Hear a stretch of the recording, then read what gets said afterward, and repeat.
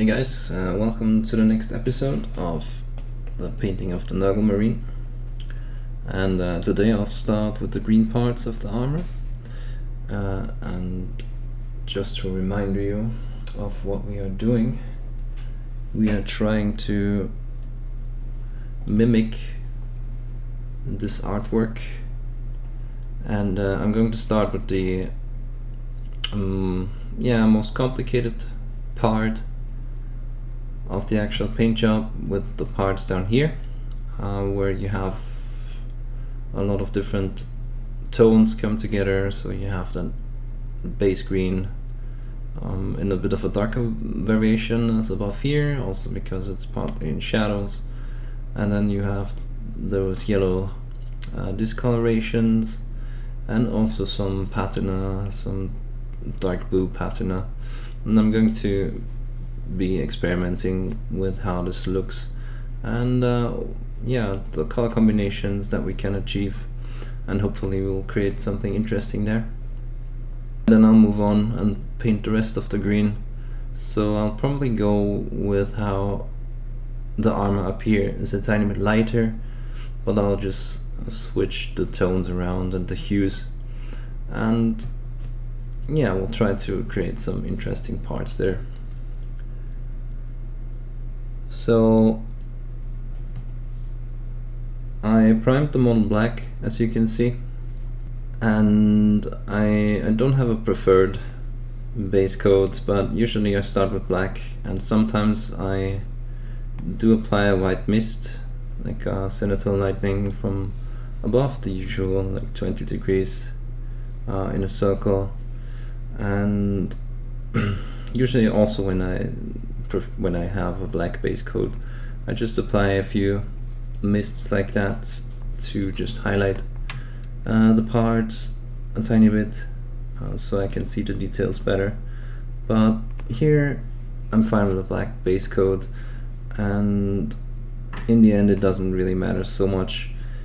Black base coat compared to gray or white base coat gives deeper colors, usually darker shadows, and I prefer that approach at the moment because I want to do my contrasts in a way where I don't have to use that much white in my colors, because I try to stay away with creating maximum contrasts with white, as I feel sometimes that can look unnatural. But of course that's just personal preference, and a lot of other sculptors, painters of course, will tell you that it's also fine to just use white on everything. And it's fine, like I said, it's just a different approach to painting, and sometimes I mix up those techniques and mix them together.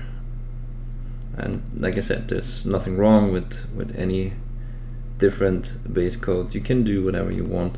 Sometimes for lighter colors it's better if you have a white base coat, because they don't cover that good over black. But yeah, even though you will need a few more layers for lighter colors over black, it can still add to an effect and look interesting. So yeah, that leads me to a point. People always, or not always, but often ask me what I use as a base coat, so I tried to explain that today. And just keep on asking questions on the Patreon. It's there to be a platform for you to express what you want to know, what you want to learn from the Patreon. And yeah, so it's a place for a community to develop.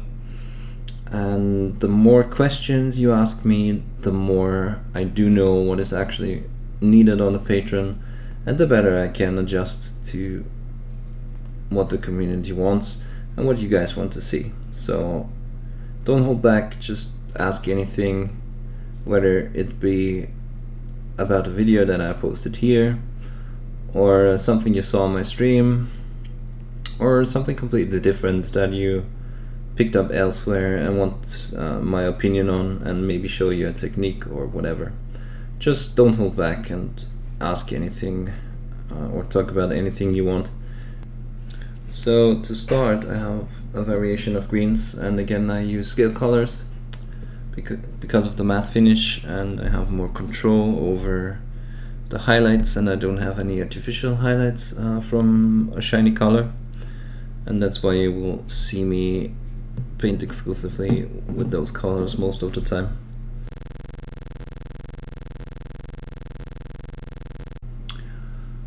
Okay, so I have my range of greens that I'm going to be picking from, and I'm also going to add a bit of yellow for the discolorations and the patina.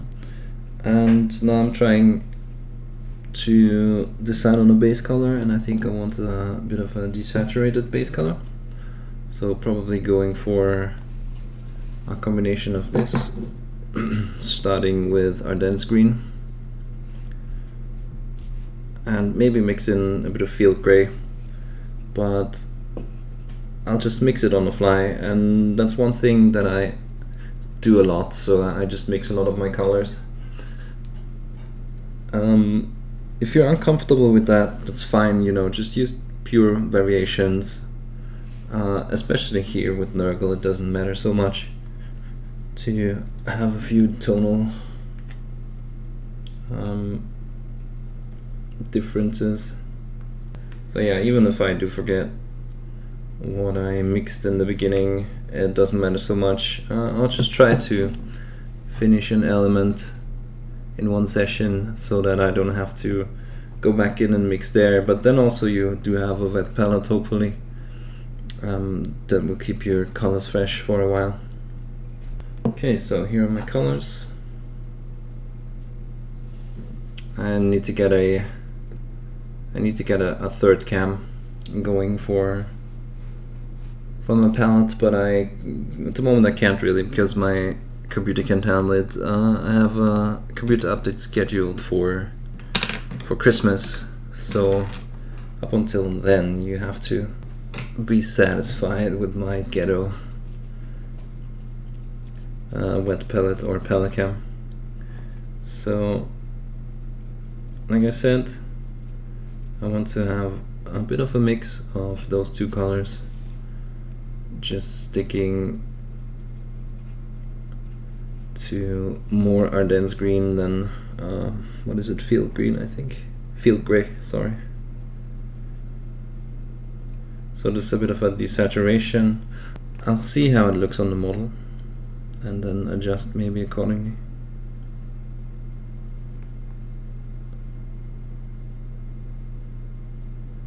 So just adding the base color, and like I said, I'm going to start doing the lower leg here first.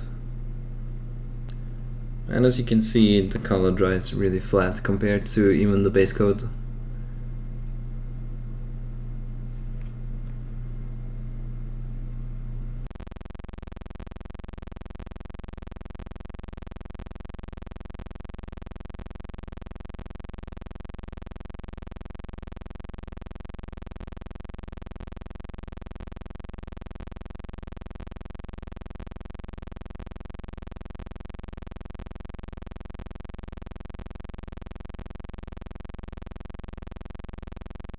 Okay, so we get a good coverage of a midtone here, and what I'm going to do, oh, I missed this here,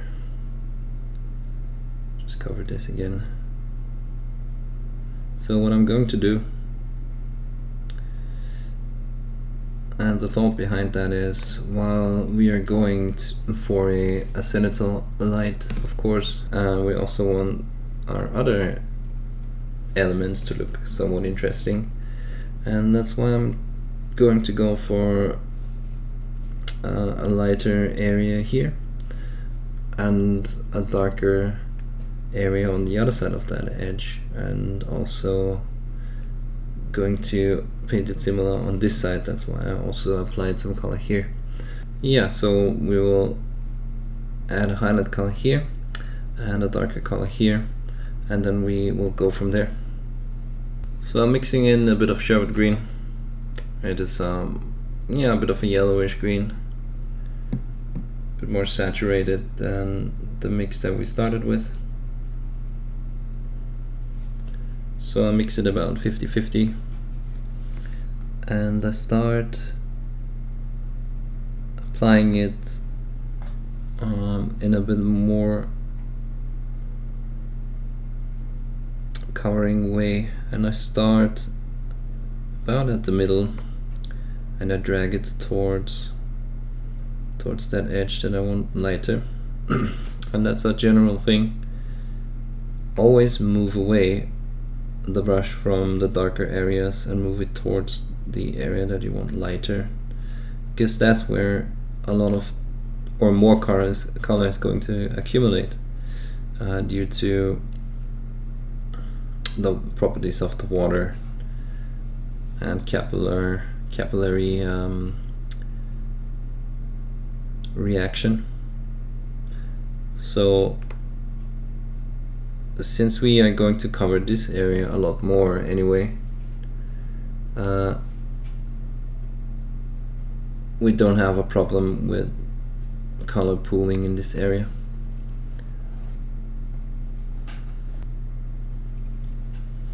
Okay, so let us try and apply another coat.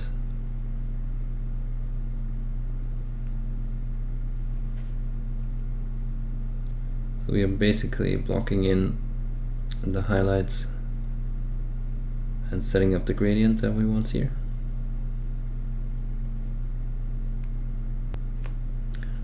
Okay, also going to do the same on this side. And yeah, the way you would call this technique is probably layering, so I'm just applying coats of paint, and I'm selectively letting the color pool in some areas and just barely cover other areas that are supposed to be darker. And the reasoning behind that is you don't really need so many layers to create a gradient.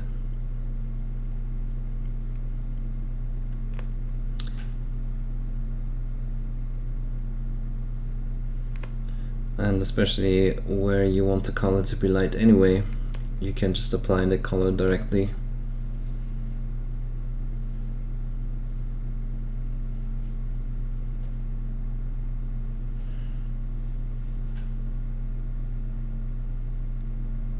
And then to draw it all together, I'll just apply a few washes, and you will see how that looks in a moment.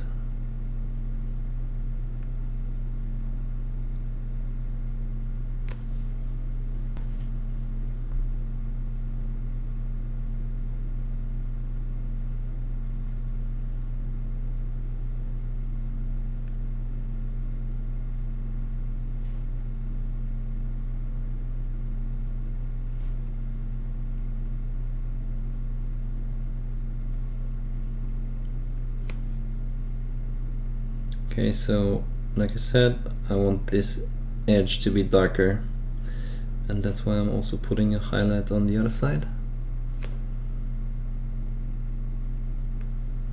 Doing the same here.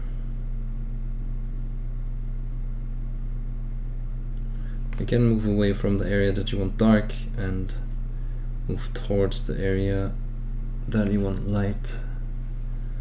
Okay, just emphasizing that edge. Also, one thing that you can start right away is, and in this case I take a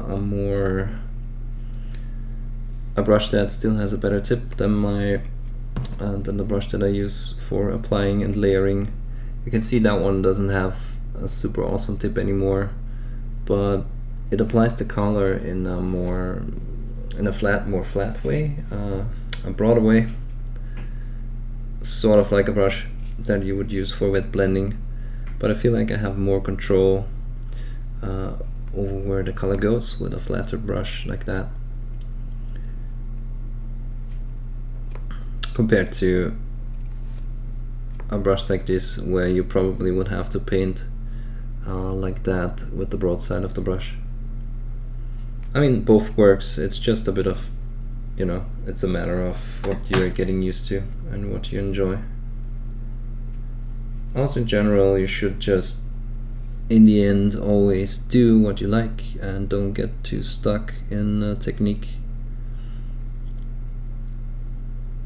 And don't think too much, just paint whatever you enjoy and however you enjoy. And don't let anyone tell you one or the other technique is better. It's just different, and for me it is more about, do I enjoy what I do regardless of the final product. In the end, you're going to spend a lot of time, especially if you're trying to achieve a more interesting paint job and you go beyond tabletop. So make sure you enjoy the time that you spend doing so. Right, so I took a bit of the pure shroud green and started emphasizing the edges that face up towards the light.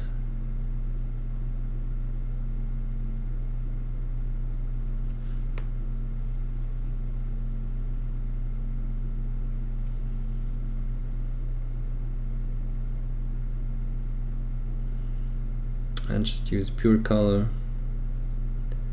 It's going to dry out a tiny bit anyway, and then it looks flatter than it looks when you apply the first layer. Okay. You can also start doing that on these edges, regardless of what we are going to do with the rest of the area.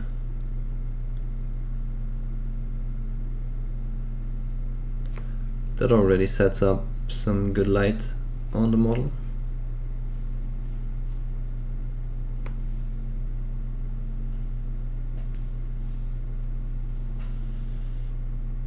And right now I'm going for more saturation, more light, because like I said, I'm probably going to be darkening everything with washes.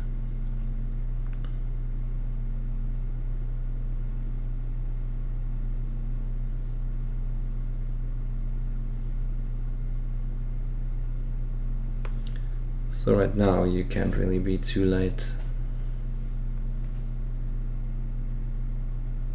with your first highlight color.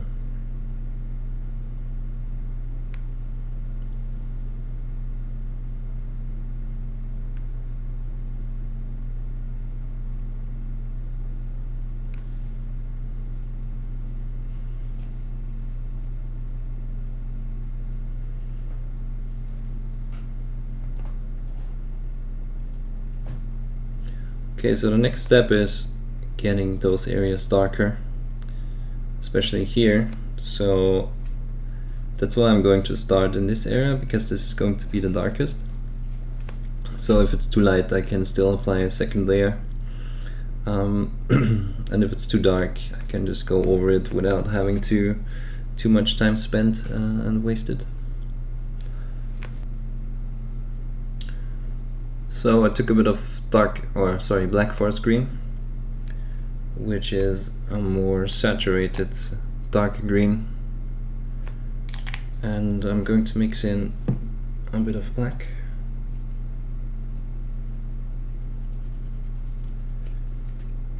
I usually tend to do my shadow colors in black for, you know, it being a cold color overall. And then I just mix in a bit of the base green.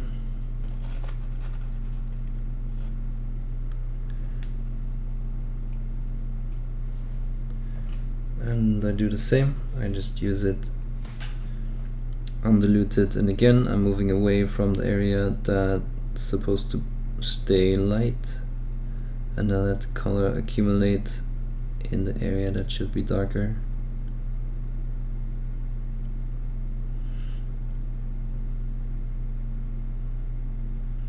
And if you're worried about your gradients, what you can do is have a wet brush and just feather out these areas.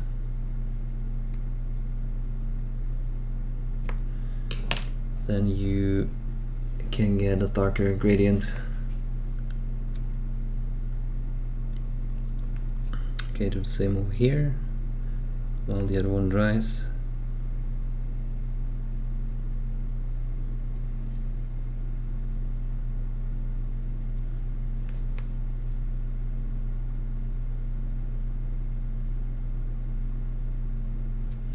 Alright, again feathering this out because I feel it's a bit too steep.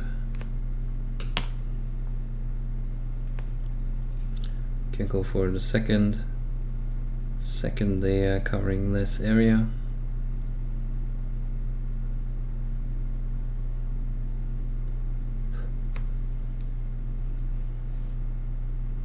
And I'm also going to start blacklining those areas also over here.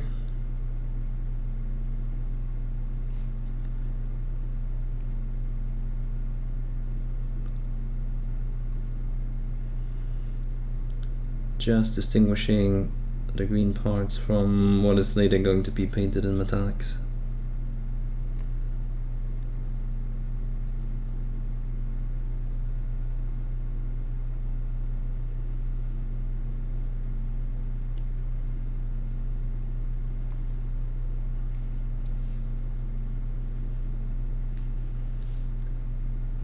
Okay, also going for a gradient here. I thinned this a bit more so we have less coverage.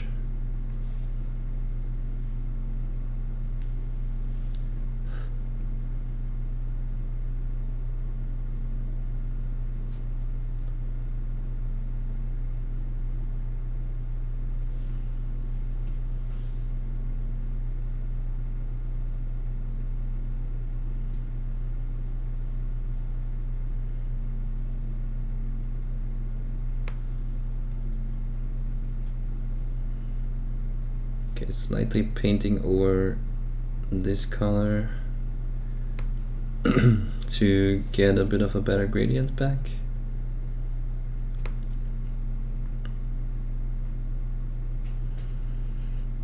Because sometimes what happens is you're going to lose a midtone here, and by just adding diluted layers of color over this area you can get some of the midtone back and get a better gradient. I think you can see the result already. Right, I think we still want to be a bit darker here. So one thing that I also like to do is add a bit of blue. In this case I use deep blue. You can also use dark sea blue. That's a really common blue that a lot of people use. Yeah, there's a lot of blues that behave like that.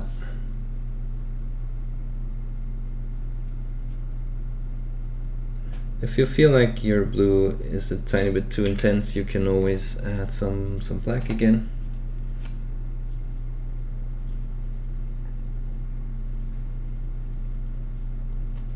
That also darkens it a lot. And I'm just adding another layer, and the blue will make for an interesting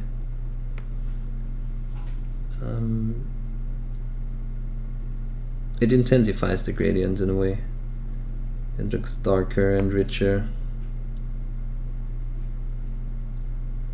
and we'll also do that here. I just don't want to overdo it because I'm going to make the pattern a slightly blue.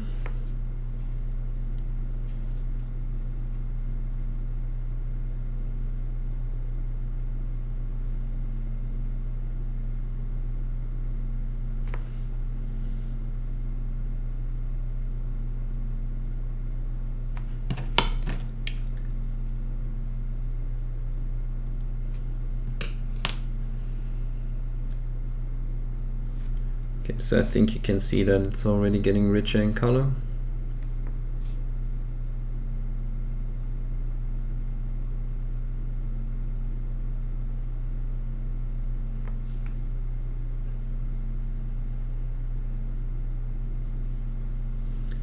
And we can also add shadows to the deeper areas here. Again, if you paint this, try to make the blue accumulate below the upper edge, because that's where the shadows would go.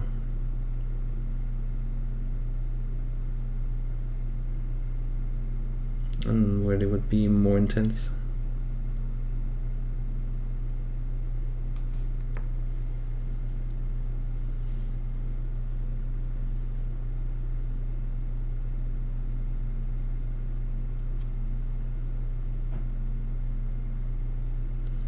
And yeah, make sure that you use the push-pull technique of pigments, and always make sure that your pigments end up where you would paint maybe 2 layers or 3 anyway.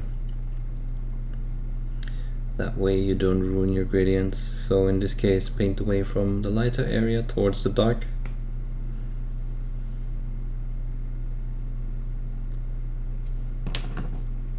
Again, if you feel like you cover too much, just feather it out by diluting it with water with a wet brush.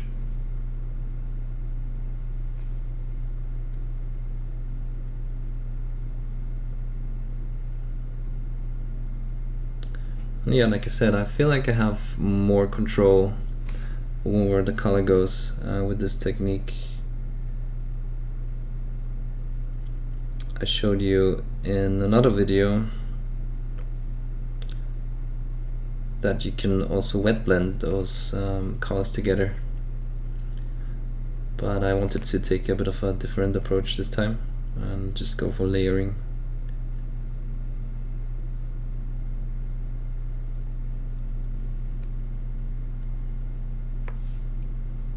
Okay, again, re-intensifying that black lining a tiny bit.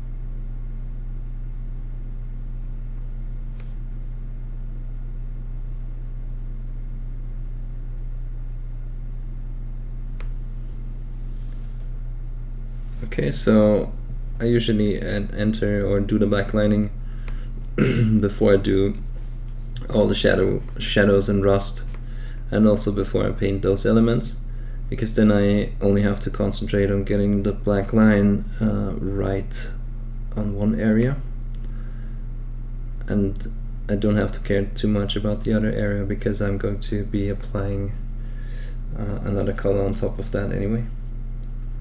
So right now, with that mixture of blue and black, I'm going to paint the shadow here, because this is going to be dark and not lit by any light really.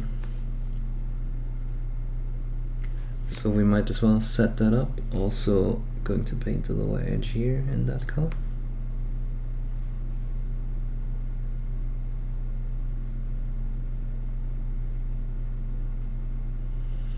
Okay, and then maybe what we can do is use a bit of a texturing technique, so just paint tiny dots on the very edge of that darker gradient.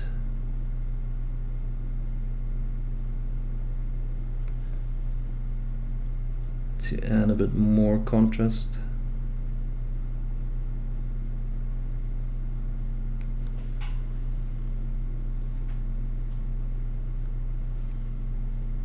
And the camera picks it up a bit more intense than it is in real life.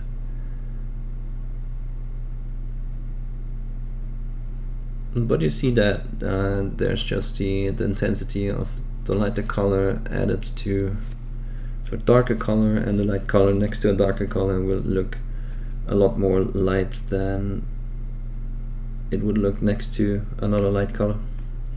But you probably already know that.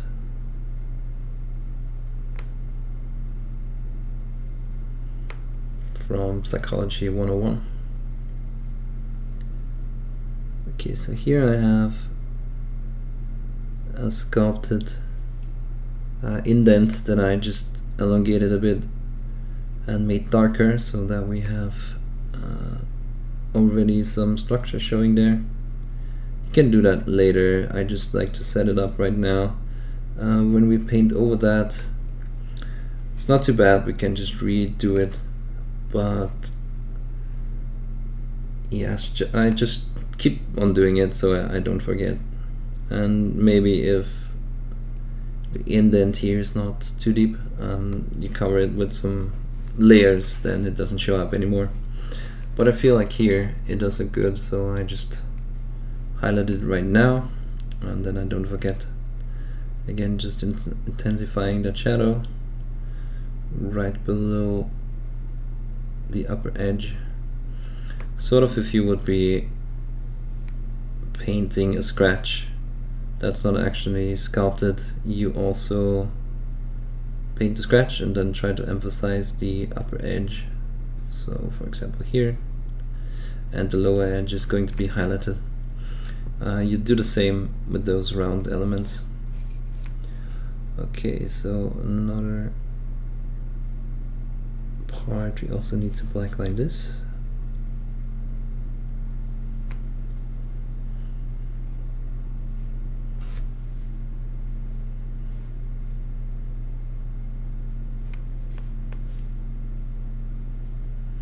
And I kind of want to do this in a non-metallic metal style. Again, where you usually,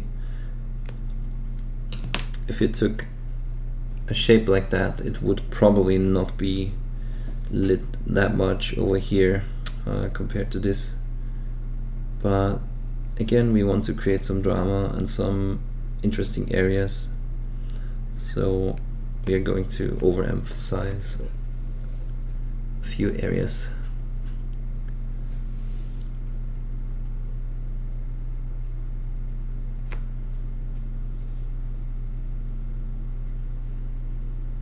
Okay, so I'm kind of happy with that. Let's see if we can tone this down just a bit and how that looks. And I'm preparing a glaze.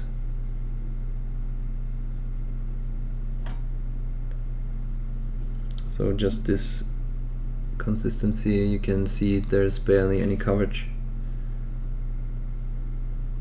And I'm just applying it on all those areas to tone the lights down, bring back some midtones, and just draw all the colors together and make the whole area a tiny bit richer.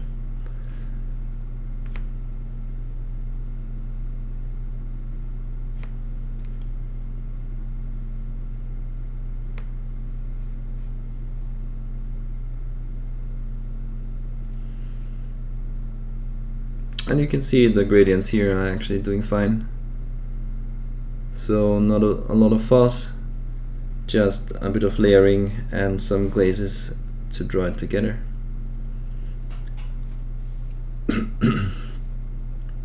And you have a gradient that almost looks like it's wet blended.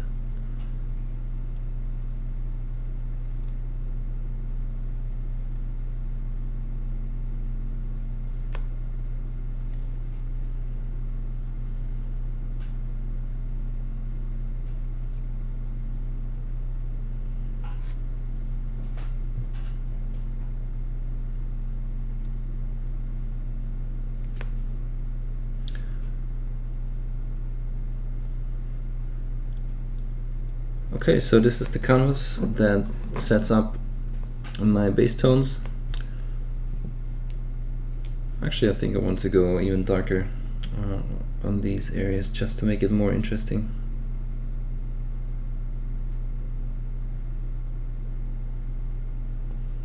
Again, mixing some base color with a bit of black and blue.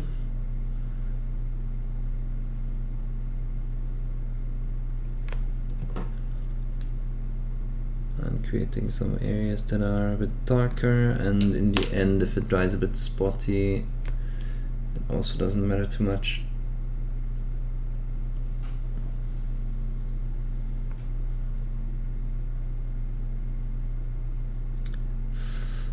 Always have to have your layers dry in between.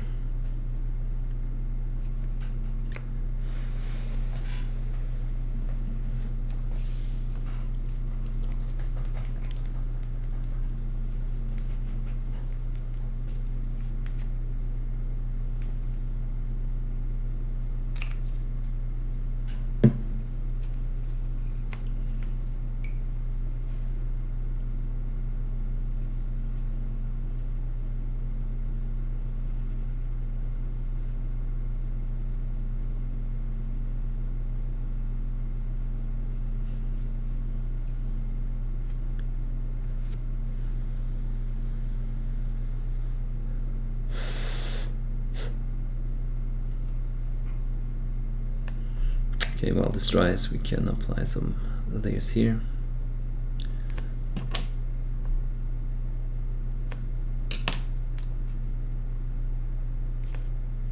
Also, this is going to be a darker area. Again, if you find at any point in time that you don't have enough contrast, you can always go back in and add a thin glaze, thin layer.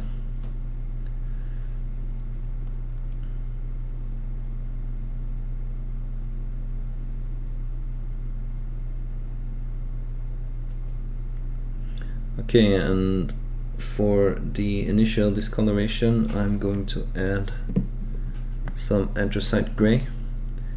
It's a bit of a bluish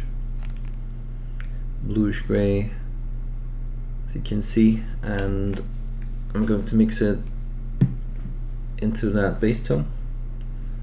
So again, just varying a bit between blue, green and black.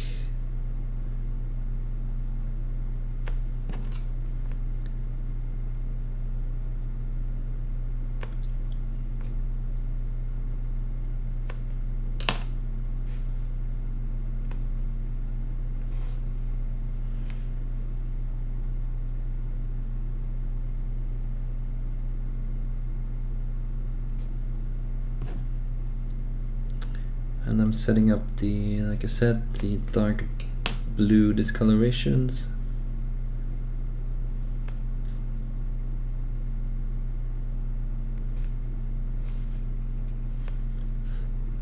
For some reason this doesn't want to dry, so I'll just paint over it.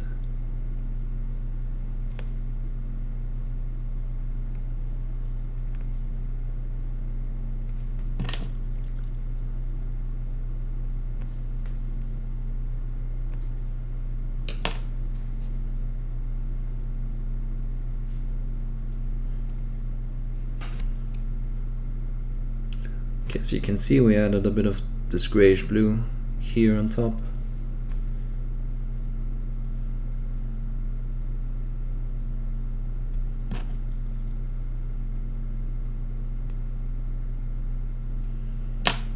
So just to remind you again,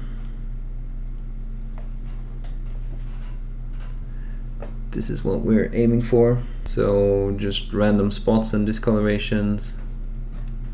And yeah, we're going to apply that in a pattern, and then in between we're going to paint some scratches and maybe the darker colors creeping into the lighter one, and yeah, just randomly adding some patterns.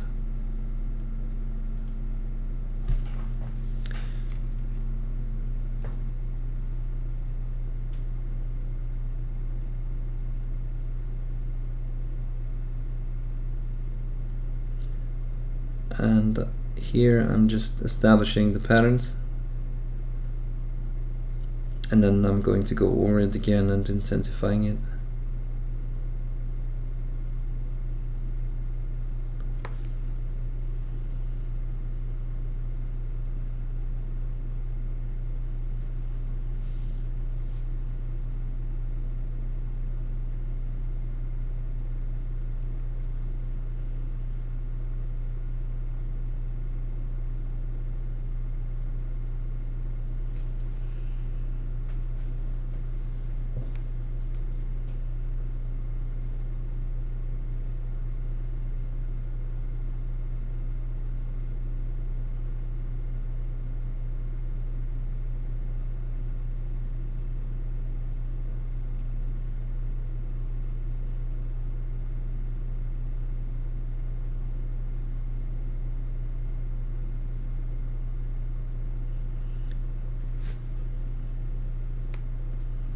Okay, again applying that in a bit of a random pattern. Try not to do it too regular.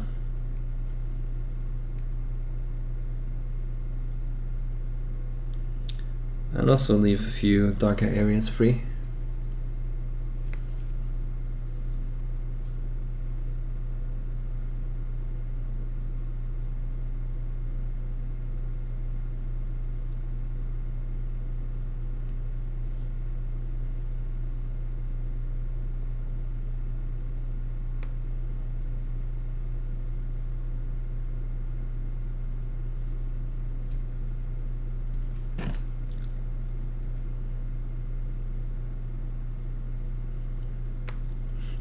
And again, with the wet brush you can get rid of some of them, and that actually makes for some interesting patterns too.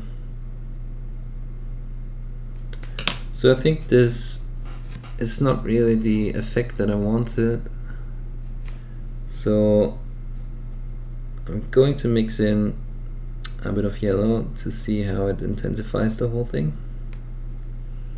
Maybe go with a pure, try the pure color first.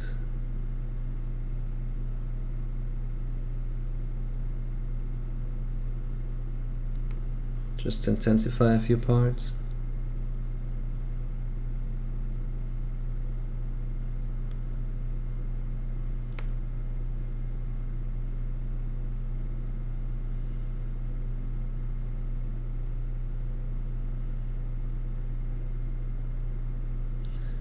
And emphasizing the upper edges a tiny bit, sort of like it would be some color, or yeah, like a color that you painted over the green and that got worn off.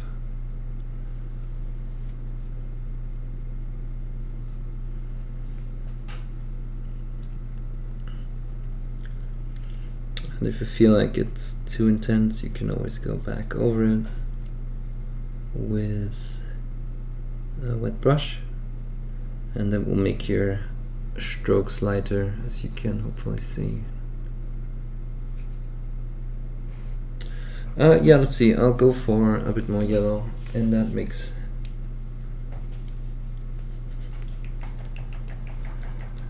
So for some reason it's not really standing out too much from the green.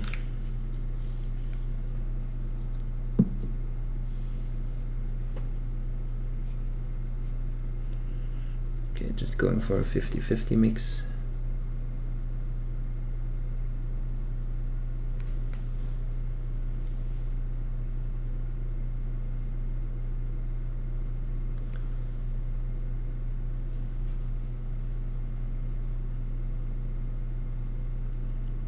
I feel like that looks a bit better.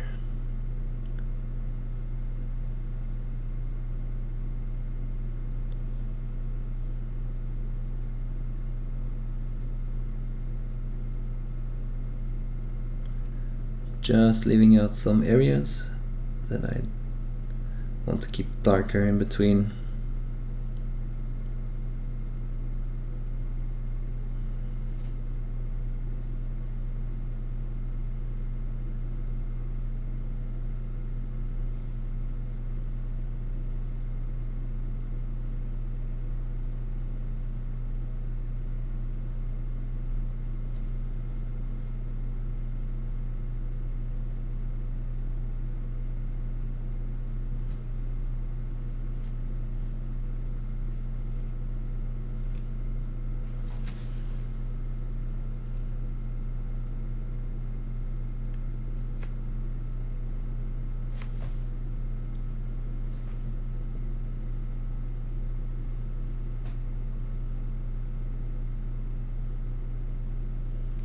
And I feel like it looks a tiny bit too similar to this green.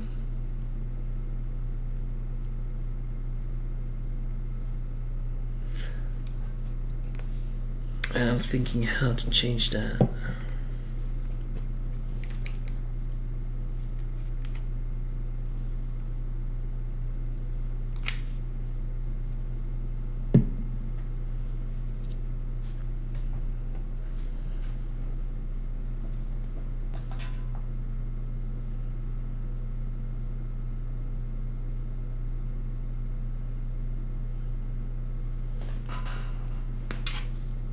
Okay, so like I said, this is a bit too intense and too similar to the green. I want it to be a bit more on the brownish side, so more like a golden yellow. And I'm going to add a bit of brown to the mix.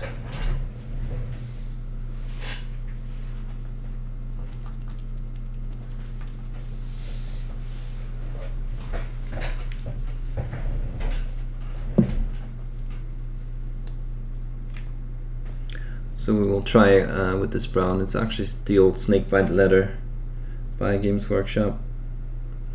You would have to look up comparison charts for what colors are still available with that. But personally, I went ahead and bought a few bottles when they discontinued it. So I'm covering these areas with that color, and that should give me the right coloration. If not, I'm going to redo it. Saturation is a bit off on the camera. Let me fix that.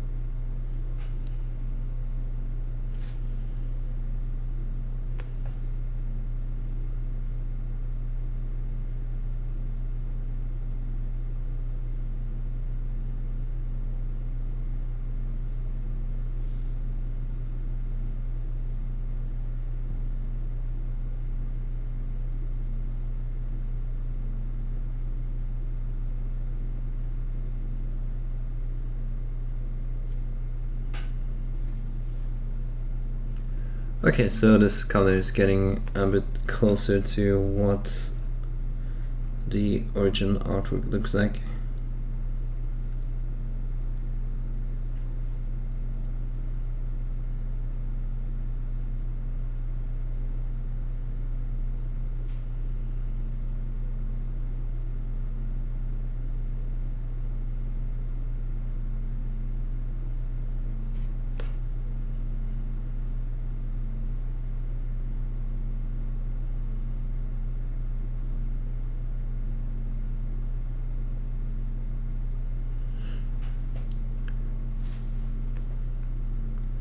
Okay.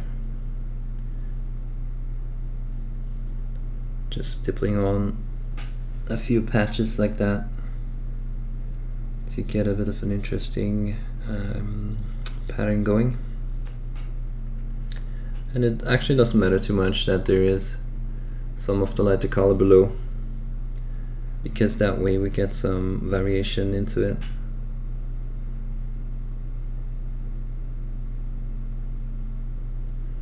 And just stippling on a bit into the darker areas.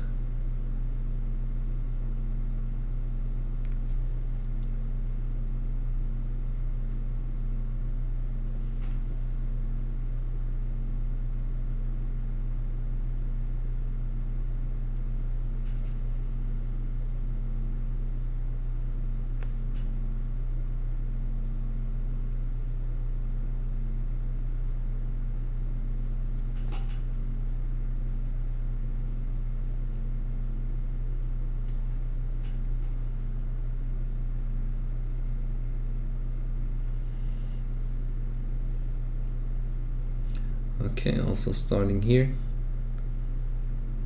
in the darker areas and then gradually move into the lighter ones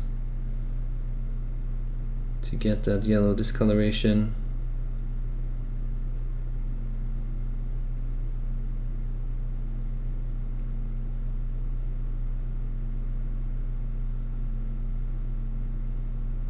And then also break up the edge here. And I mixed in a tiny bit of black for this side because I think it's too it's too bright to actually make a difference if we just use the pure brown.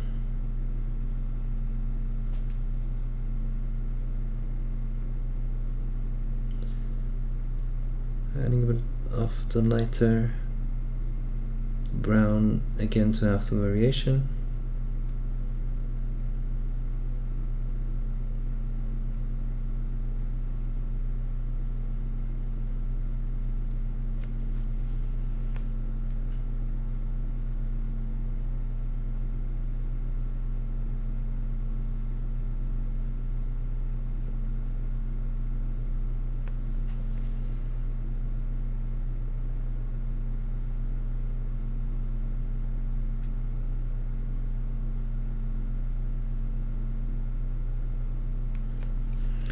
Okay, and on top of this, like I said, we're going to add some of that anthracite gray mixed with black to get the other discoloration going. So we have two discolorations, the more yellowish one and the more gray. And I'm going to add a bit of a more covering layer. Also, like I said, in between I'm going to paint a few darker.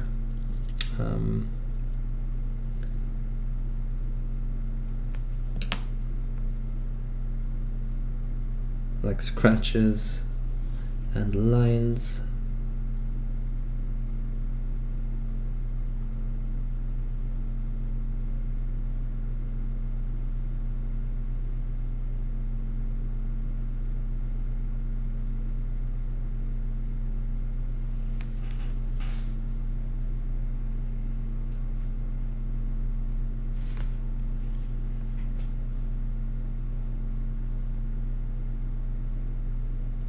So this is coming a bit more from top and moving into the lower areas, while the brownish discoloration is coming from the lower areas and moving to the top.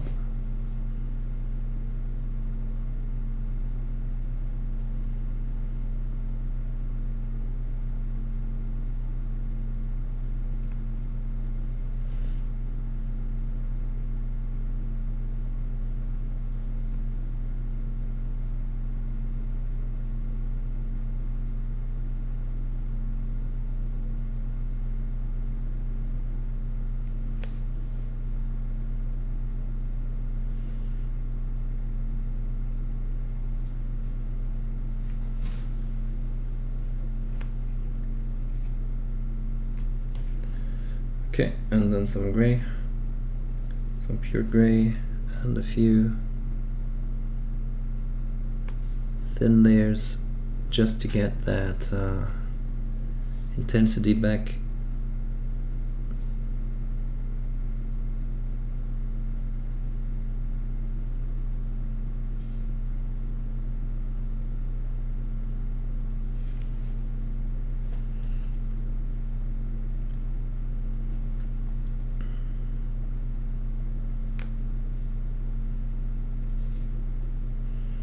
Okay, and then if we feel like there's not enough green, we can still go back with some of the main color, of the base color. So our dense green mixed with field gray.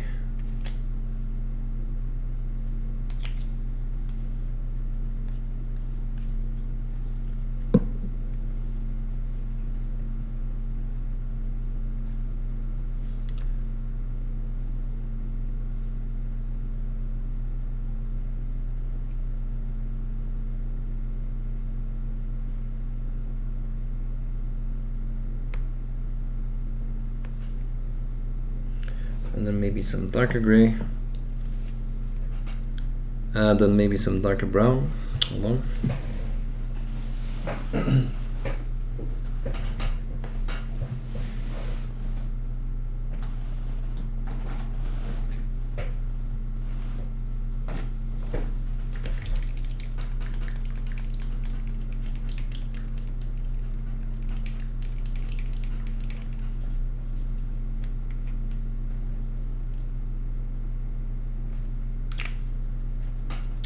Okay, taking some brown leather, mix it with a bit of black.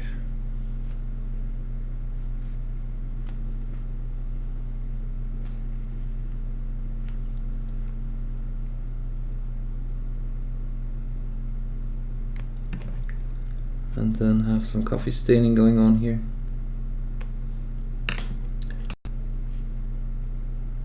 To create some shapes.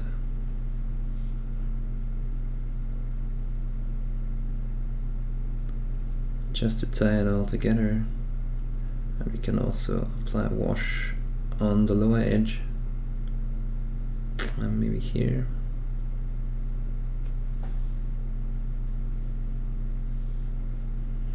Okay, and then on top of this,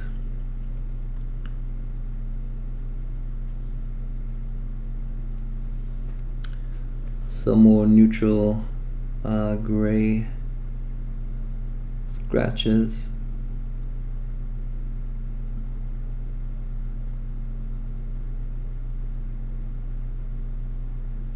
Just to break it all up a tiny bit and add some light.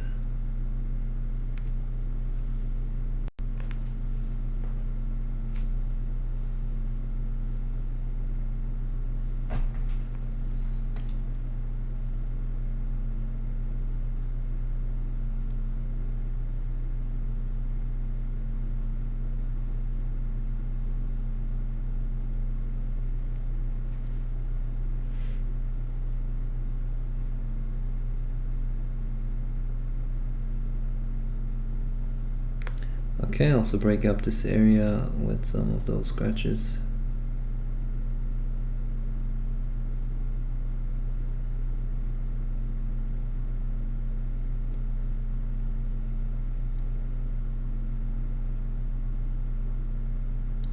Make sure to stay sharp and thin lines, and you can add some broader strokes in the middle just to emphasize a bit more. And then I want one scratch right here to break up the edge again, and I'm going to emphasize this a bit more by adding some white. Also this lower edge, we can focus more on these.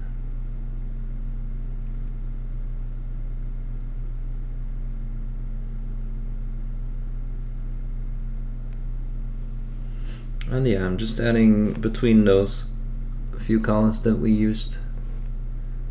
I'm just switching between them, and so that the whole thing gets a bit more chaotic.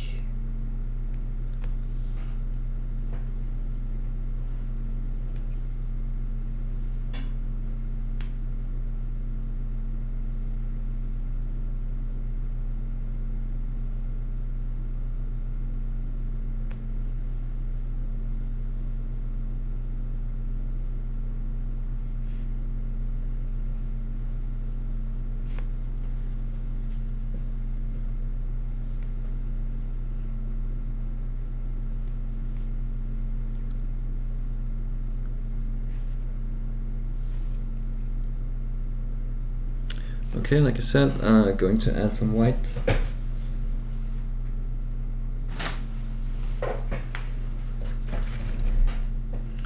I do use Schminke white for its pigmentation and fineness of pigments. I'm not going to use pure white, like I said, just mixing a tiny bit into the gray.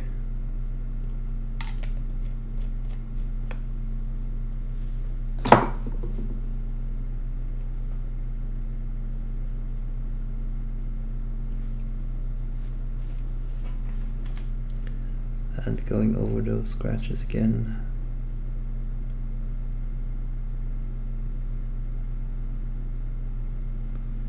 Emphasizing the light again.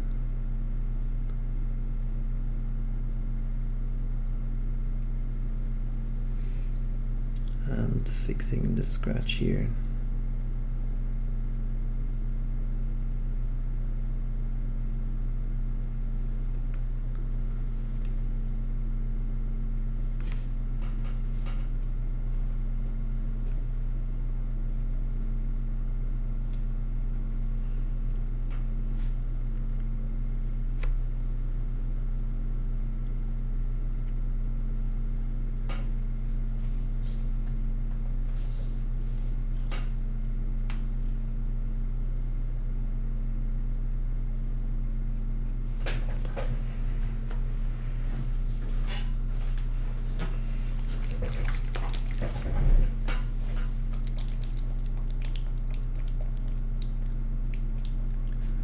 Okay, see, I think you can see it here a tiny bit better.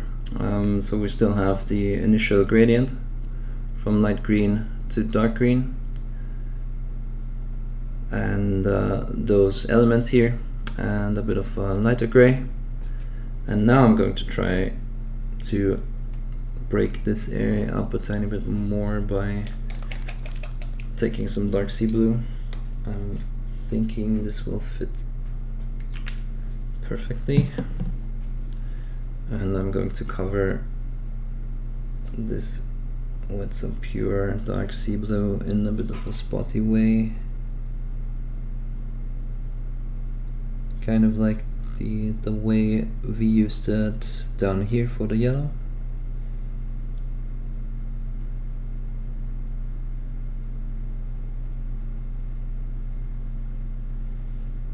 Just to have more patina coming from top.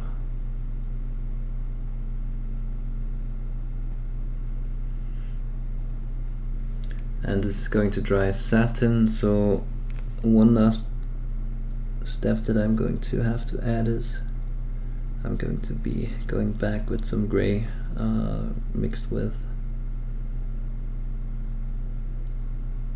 a bit of black, and just tone it down again and get rid of the shine. Also, I'm going to add this here.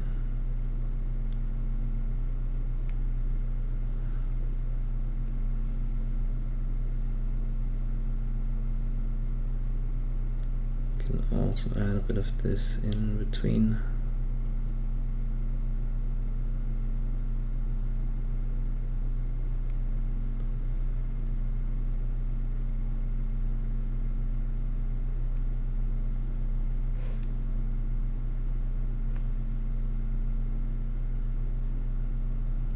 And yeah, here you can see clearly how different the scale colors and the model colors dry up. So it's a real big deal. If you're aiming for display quality, you always want to make sure that your colors are not too satin. Right, so covering this, and like I said, of wash of anthracite gray and black.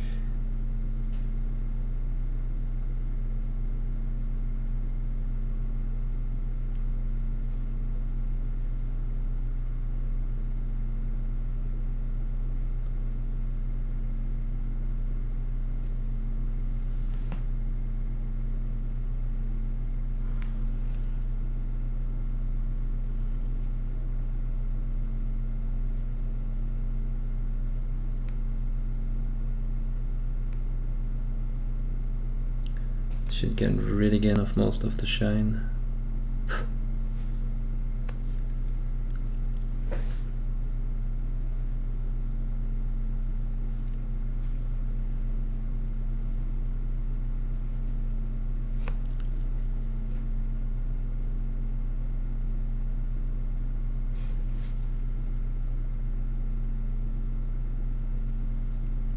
Okay, so it got rid of the shine here.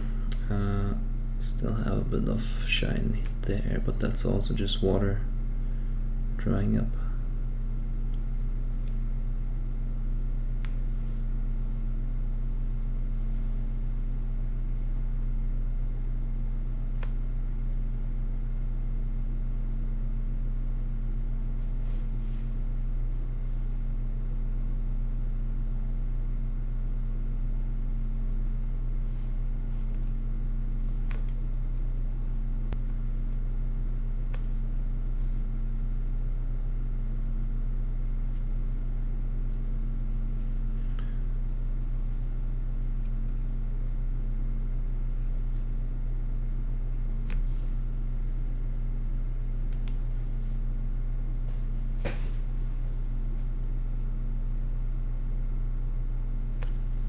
But yeah, let's focus in a tiny bit.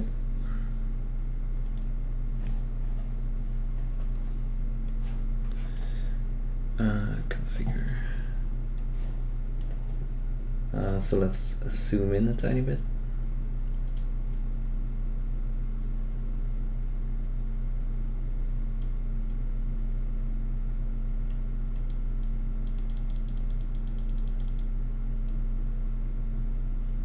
Okay, won't allow anymore. I think we have some interesting color variations here. It's also going to look a bit better once I clean this up. So this is a tentacle here, and once I blackline everything,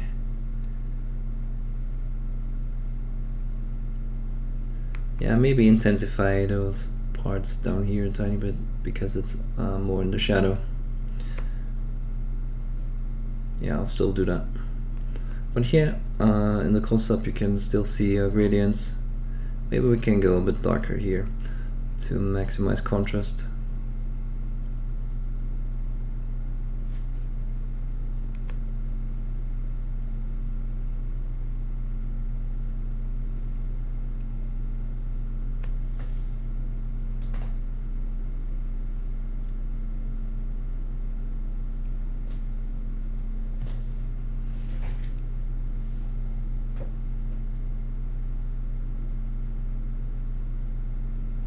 I'll repaint the trims black, and then we'll see through the contrast what else we need to change.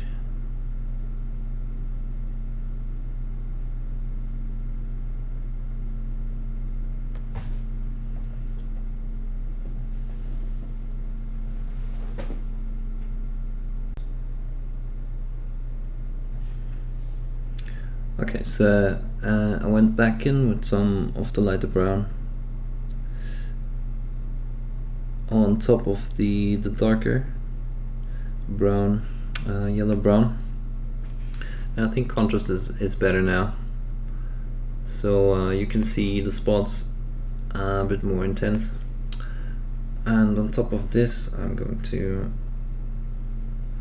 add some of that Iroko, which is more or less a yellow beige, and I'm just going to touch the very edges that look up.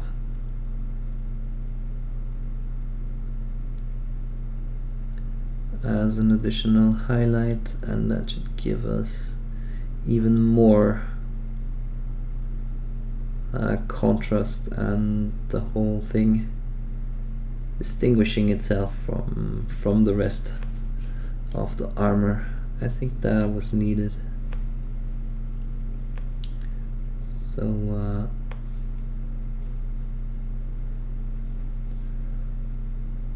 okay, also going to put a few dots into this area just so that it mixes up a bit, or mixes into each other.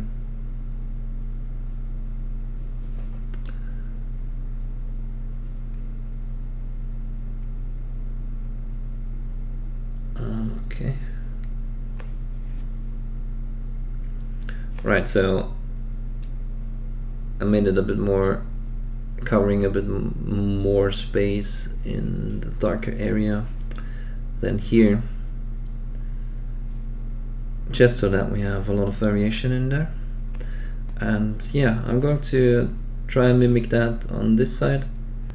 Okay, so the other side, the second leg, is a bit more complicated than those parts.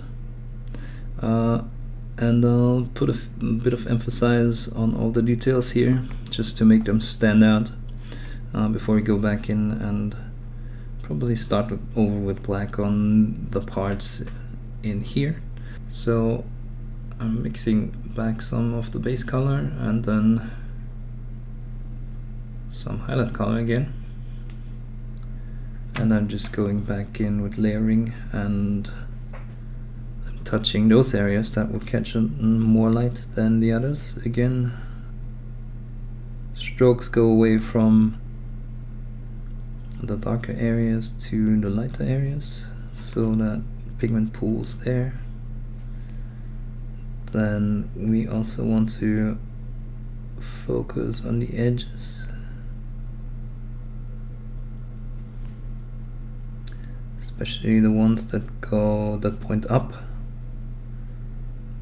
Again, we are roughly going for a zenithal light approach.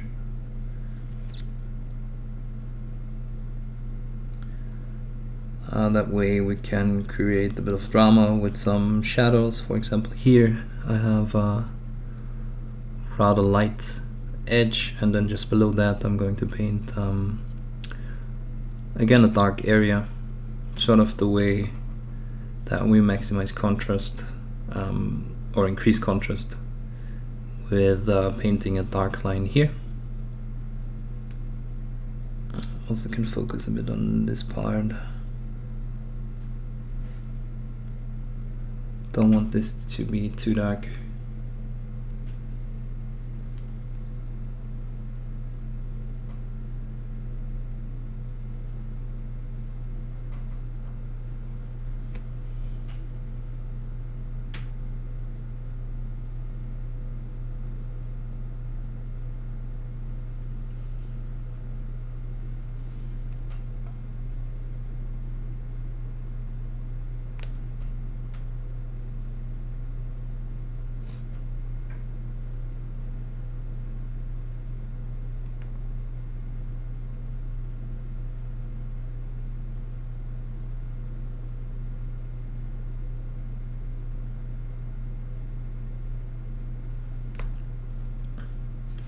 And is moving away from the darker areas where I wanted some more intense contrast. I'm also adding a bit of that lighter color again, just so that we have surfaces that are not too boring.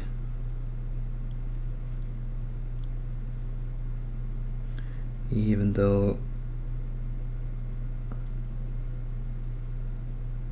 you know, this area might usually not catch a lot more light than this area, but still we want the surfaces not to be too boring, and this is after all fantasy and we're not painting historical miniatures.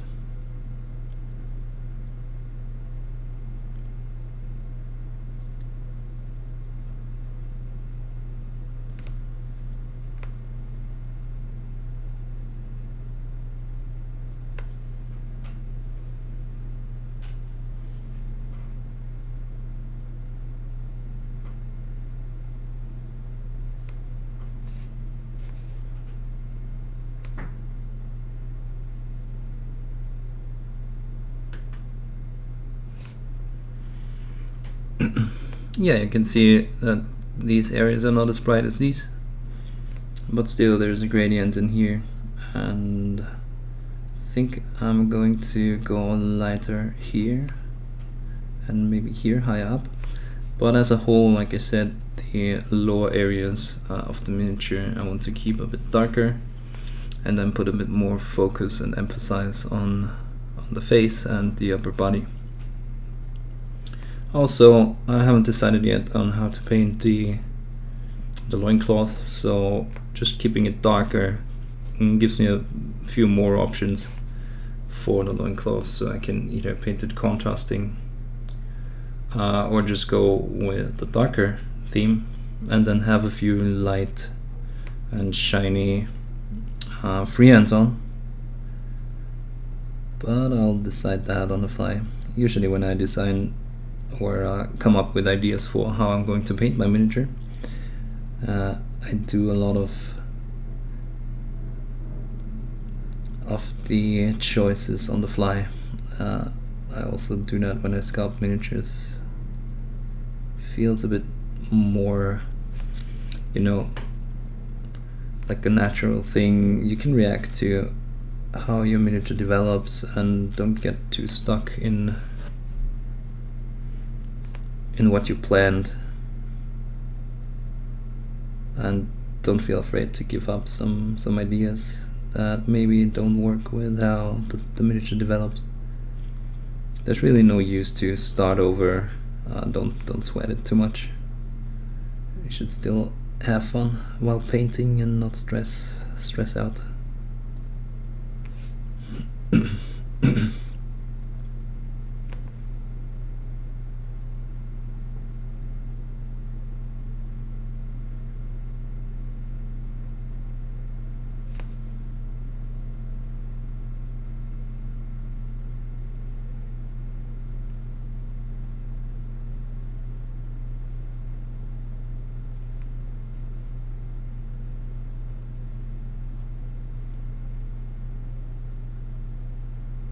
Also, don't be afraid to use some stippling instead of applying layers that are covering all the area that you want to highlight.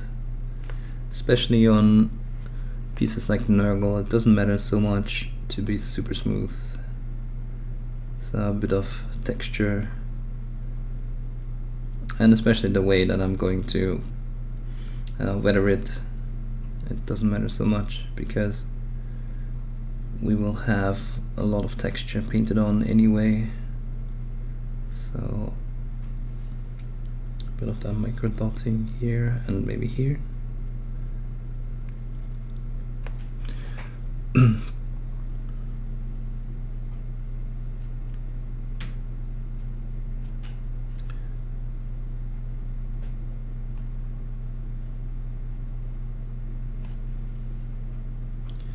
And then I'm mixing in a bit of yellow for those parts that should catch a lot of light. So the edges here, again, especially those that look that face up, we can emphasize.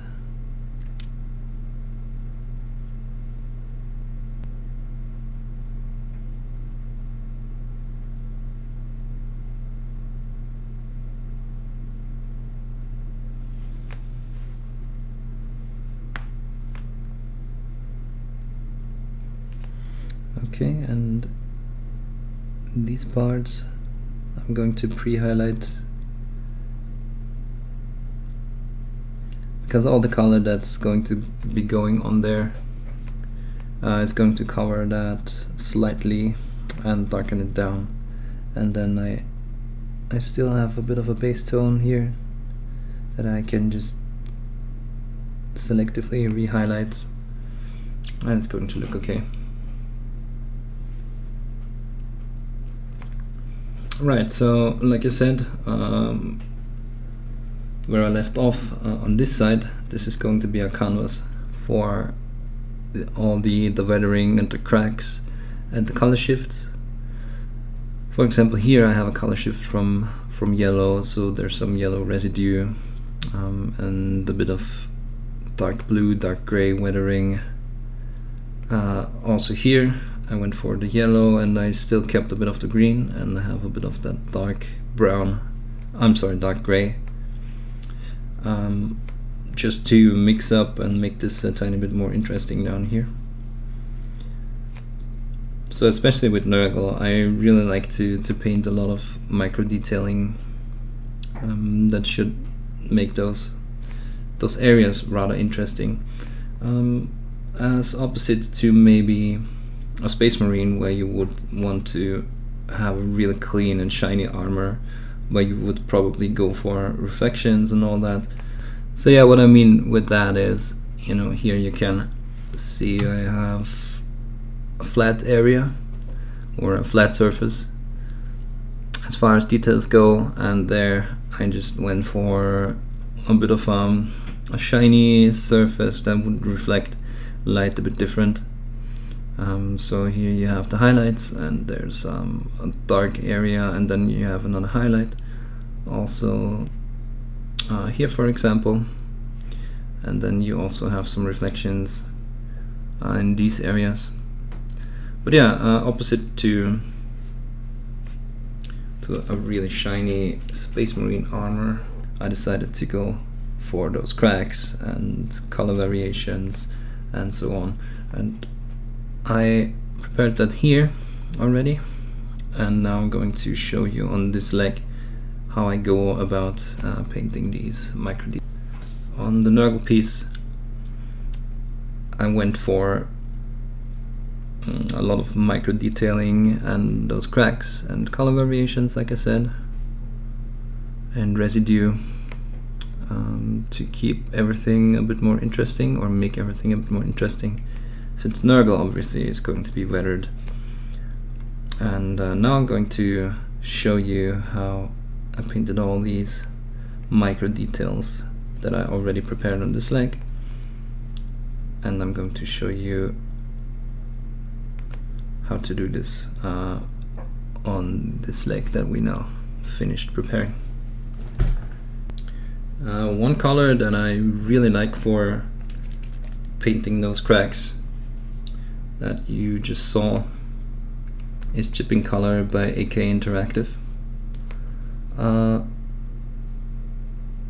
It's an acrylic color, and for some reason it has those properties of a really high surface tension, and you can see when I put some down and I move it around, you can see that it's crawling together pretty good, or a lot compared to maybe other colors. So it's creeping back inside, where instead, for example, here in this brown color, Dynamixed has a lot less surface tension and adheres to what is below, the ground below,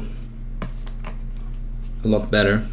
So that means we can paint a lot more detailed and slim lines and properties, because it will, even on the miniature, creep or crawl together again. That's what I call it. I don't know if that's the correct term. You can see as I spread it around, and that will give us thinner lines and also thinner shapes as compared to maybe this color, here, but just do the same movement and it still stays spread out pretty much. Just one thing that I have a bit of a problem with is all my colors are matte, and this chipping color is a tiny bit shiny. So what I usually do to avoid that is I mix in a bit of brown, and while that slightly alters the surface tension, it's still prevailing. You can see it crawls together quite a bit, and we still have that high surface tension. So any scale color that you mix into a shining color still takes away a lot of the shine that you would get if you would use the pure color. So yeah, while we retain the surface tension, we still get some matte medium in there. And also the color, this color is a tiny bit too dark for my taste, because I want to also put in highlights and shadows. So what I'm going to do is I'm going to be painting the shape, right? And then below here I'm going to highlight the edge that would go there, and then paint a dark line up here, so that we have a three-dimensional impression of, cracks that are not really sculpted but just painted. And I can also show you on the miniature what I mean. I'm pretty sure most of you are already familiar with the concept. But yeah, here is an example. I just painted a bit of a dark line up here and highlights down there, and I just don't want this part to be too dark, so that's why I'm mixing a bit of a medium tone. But yeah, let's jump right in, picking up a mix of that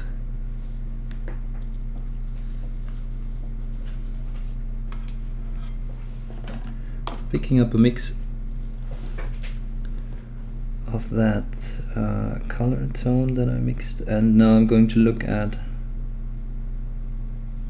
the sculpted parts, and I'm going to aim for just extending those cracks a bit. For example, here I want this to go down also here, and then maybe what else can we do? Maybe this extends a bit here, and then we have sort of like a triangle there.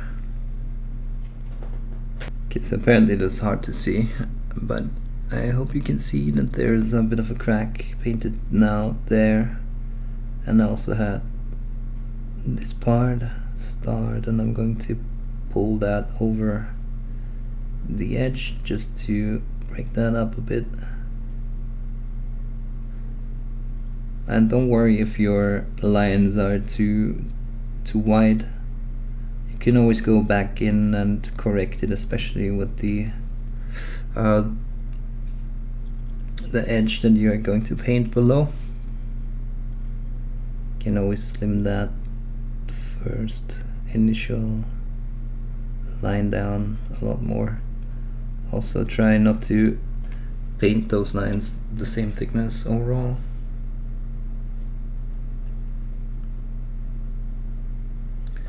Because that would look too artificial.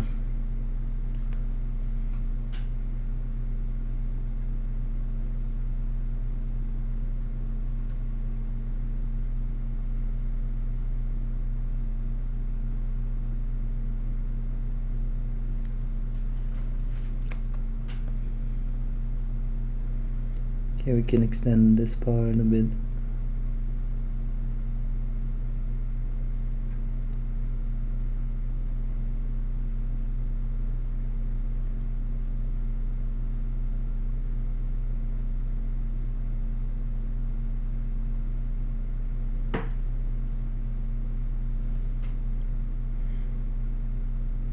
Don't want to get too busy there, but I think also another one here.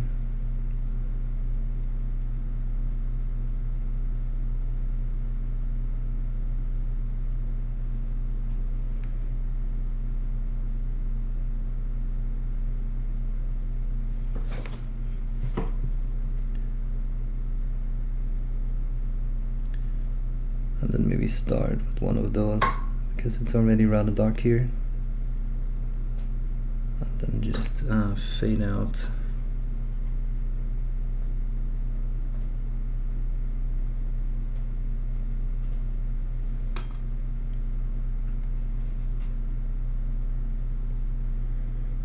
Into the lighter areas, and then have one part where we get more surface covered.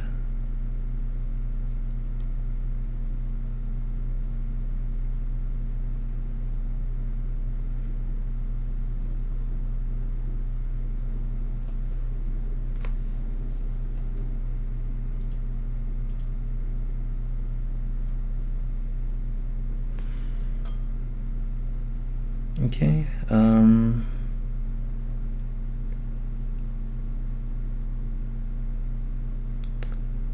then maybe one area a bit more back here that is bigger.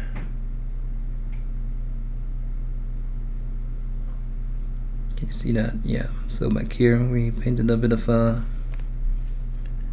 big area, because over here those areas went pretty big, so Again, I'm going to emphasize the sculpt a bit, so we have a bit of a broken edge here, so that can also extend to the front a bit.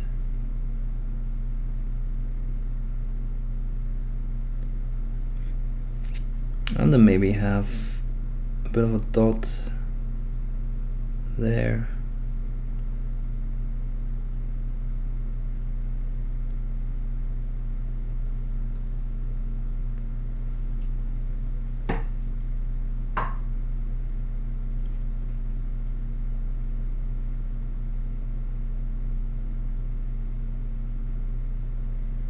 I don't want a bit of a large area here too.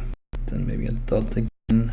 Also, something that you can do is right where the armor broke, you can play on the edges here, because parts of those would not be colored green but would show the underlying structure, and then maybe rust or whatever.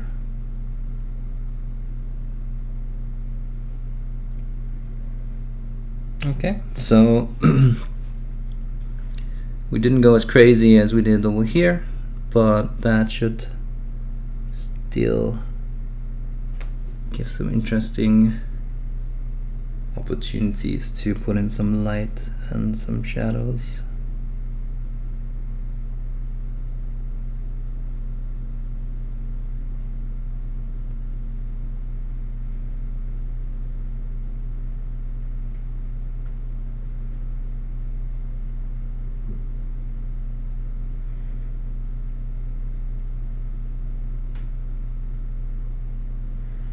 All right.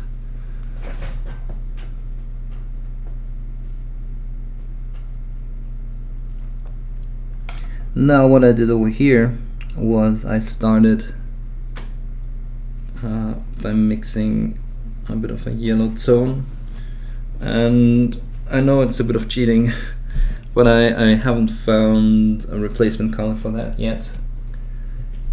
I still have a bit of snakebite leather from the old Games Workshop range left that I used a lot for gold, and it's that really intense yellow brown. Yeah, that really gives intense results. And like I said, I haven't really found a replacement color.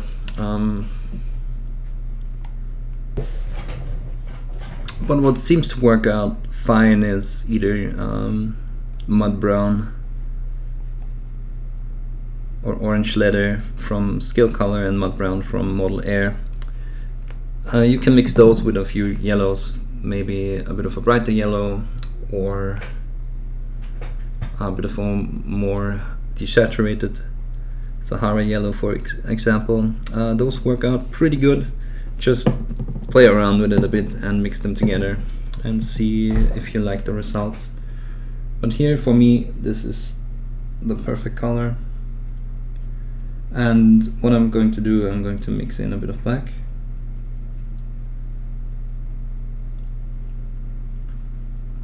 Just to desaturate it a bit, so sort of like I would approach my gold, my non-metallic gold. I'm going to approach this.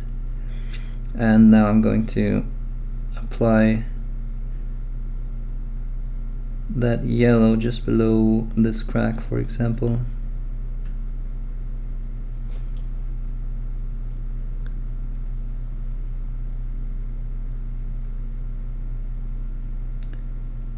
Also, it seems like the old Games Workshop colors were super matte, so I really miss those, but yeah, they're gone now, and no really use to cry after them. Right, so also here, going to start with the yellow just right above the black lining here, and also extend it somewhat down into the black lining in some parts, just to mix that up. And I'm also covering the darker parts. It's probably not that visible.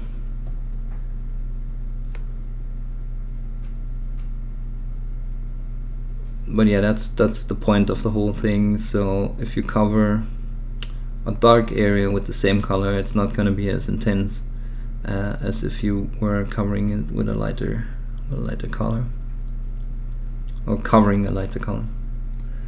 Okay, so then I'm also painting a few spots further up, just to mix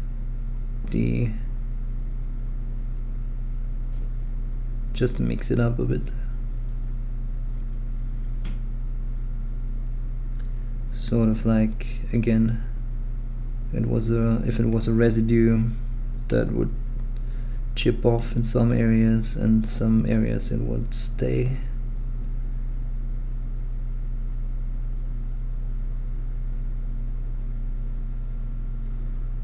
Okay.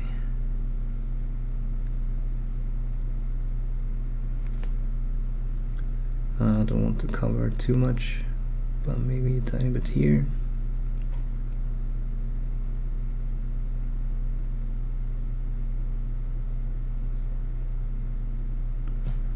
Okay, I don't want to go too far up because I'm still going to have a bit of that darker bluish brown come down here. So let's do that. I'm mixing a bit of dark sea blue again with a scale color, just to get rid of the shine.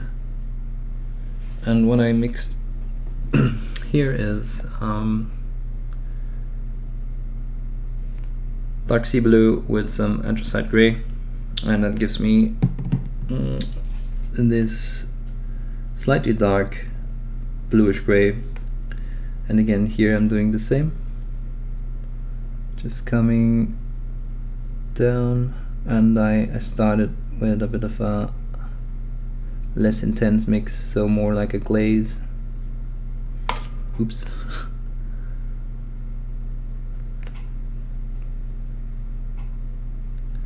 But I think we can intensify that a bit.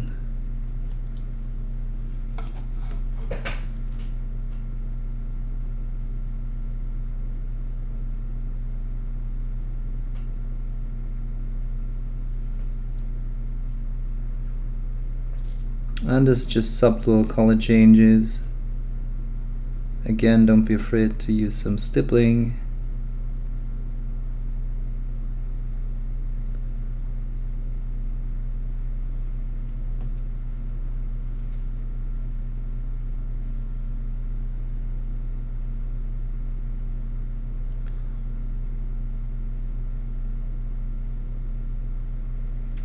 Just to break up the surface, and we can also emphasize edges there, and yeah, make the whole thing a bit more interesting.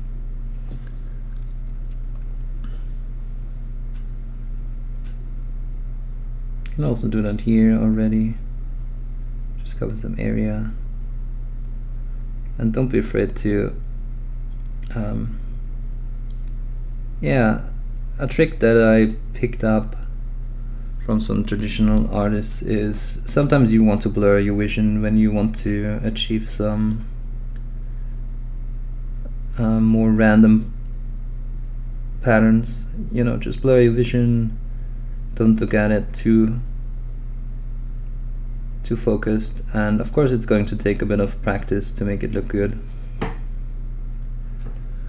And yeah, one thing that I wanted to mention is I have a bit of a hard time painting those, so it's up to you to judge whether you think they are good or not. Personally, I think there's people that can do it way better, but the thing is not to sweat it too much. Obviously you're going to have some techniques that you are better at, and sometimes you will be worse at some techniques, but don't get discouraged.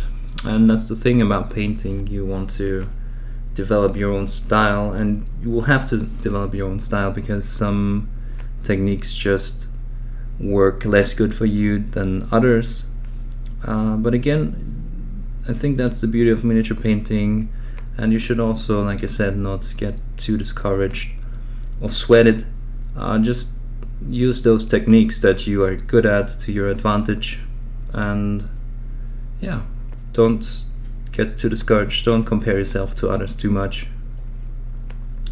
because that's just the way it is. No two people paint the same way, and it would also be kind of boring if everyone was painting the same way and had the same style. Just be aware of your strengths and your weaker parts, and yeah, just use those parts that you are better at to your advantage, and don't be afraid to develop your own style. Right, so now I'm moving in and I'm going to highlight those edges. Again, I mixed this color that I started here with a bit of yellow.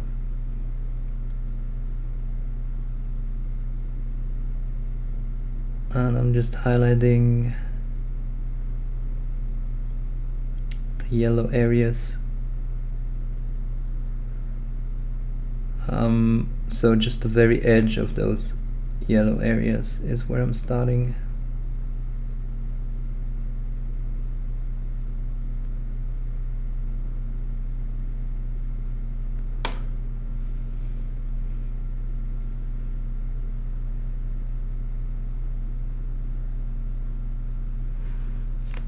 Okay, you can see it over here.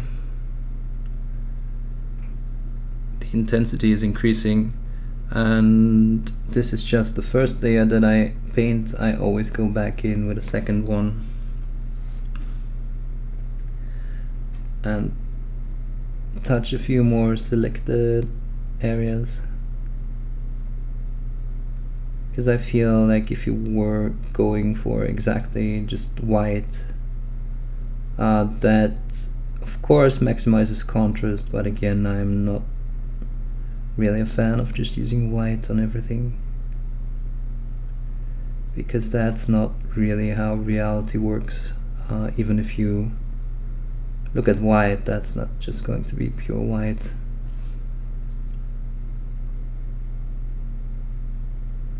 But of course, that's just a personal preference.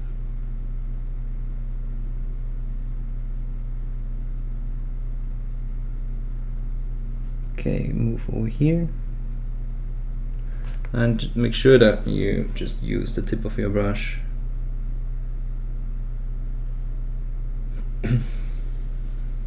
Bit of a trick that you can do is always flatten your brush like that, so you have one side that is really flat. You know, here this is going to be wider, but if you turn it 90 degrees, then that's a really flat line, and just use that part.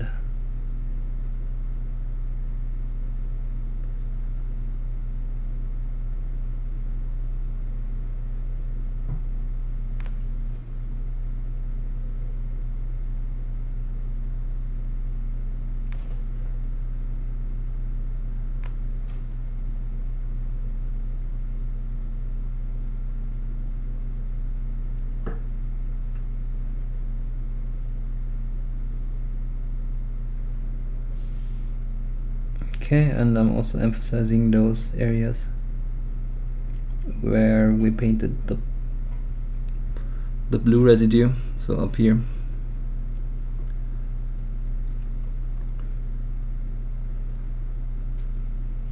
For example, down here, even though this is not as prominent, still highlighting those edges. And also, you know, sometimes you will have parts that just are artifacts because you had some pooling somewhere.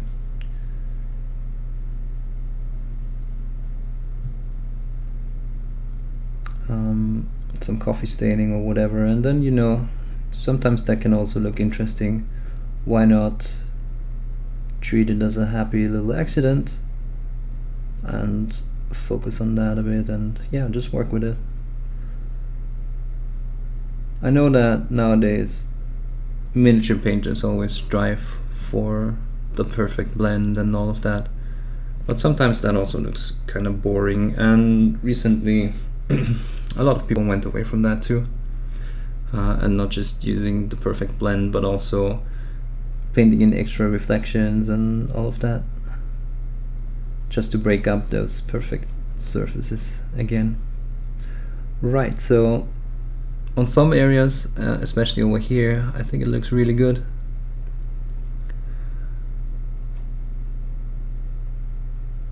You can always, at this point, go back in and use a wet brush and wipe away some of the color.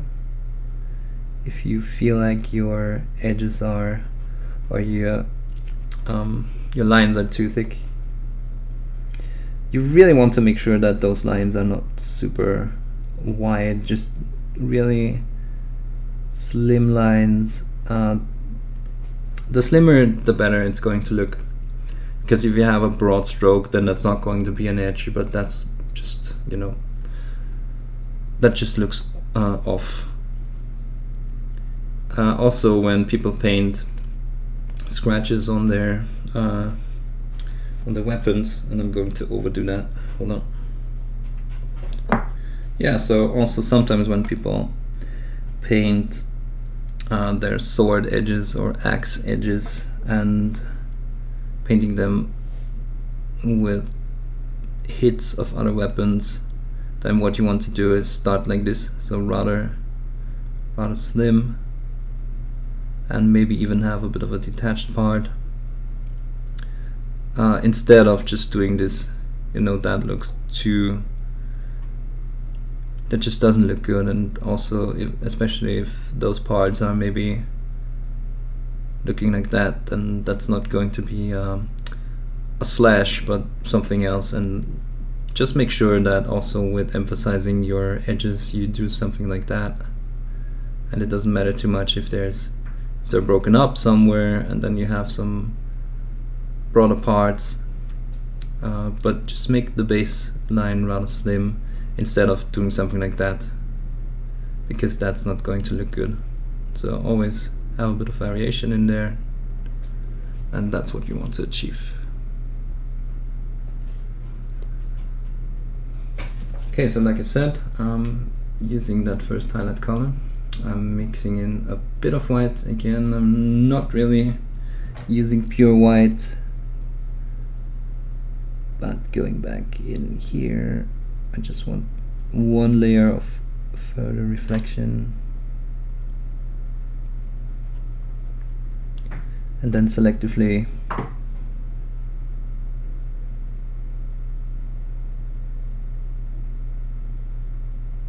adding just that tiny bit of more intensity to those corners.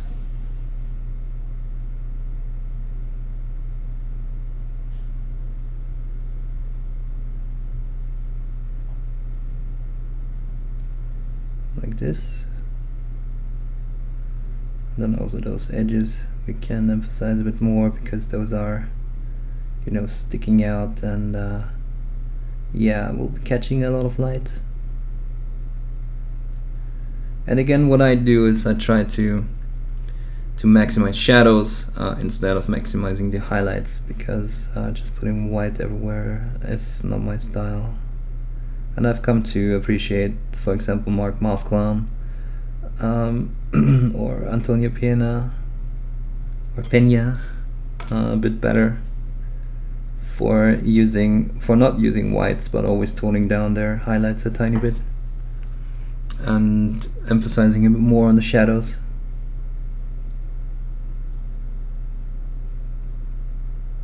Instead of just using white on those highlights. So yeah, that's a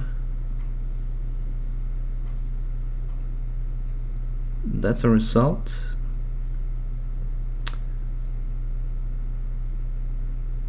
And this is before we're going in with the rust. So this is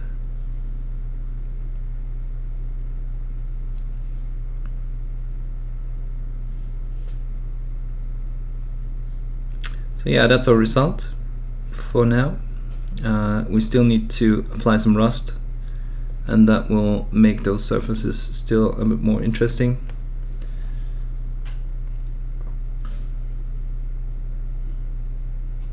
But before I do that, I'm going to paint a few more parts of the armor, and then I'm going to show you how we are applying the rust.